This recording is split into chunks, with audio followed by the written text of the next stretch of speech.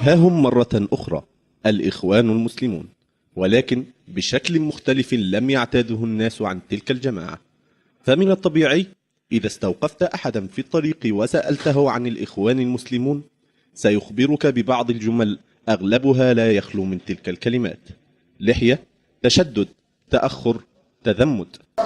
والله اللي اعرفه ان جماعه وفي ظل النظام السابق كانت محظوره. التعامل معاهم ما هياش حاجه ظريفه انت تتعامل معاهم، يعني لان هم بيحبوا نفسهم جدا جدا، ويعرفوا يعني بيحبوا يستفيدوا لاقصى درجه من المال والاعمال.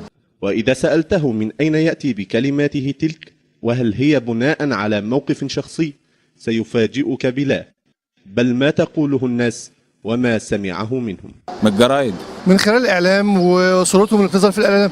لذلك ابتكر مجموعة من شباب الإخوان هذا الشكل الجديد لمواجهة الانتقادات.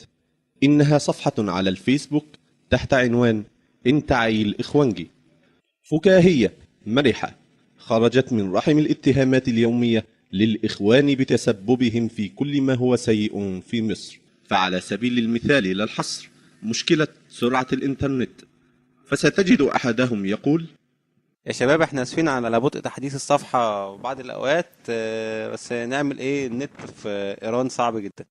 وآخر يكتب: الإخوانجية اللي ماتوا في موقعة الجمل في ميدان التحرير واللي ماتوا في محافظات مختلفة أيام الثورة طلعوا ما ماتوش، عاملين نفسهم ميتين عشان يركبوا الموجة. وتجاوب أحد الشباب من غير الإخوان مع سخرية الاتهامات ونجده يقول: تعلن جماعة الإخوان المسلمين المتخصصة في قلب نظام الحكم عن عروض جديدة، ادفع $500,000 واحصل على ثورتين مجانا.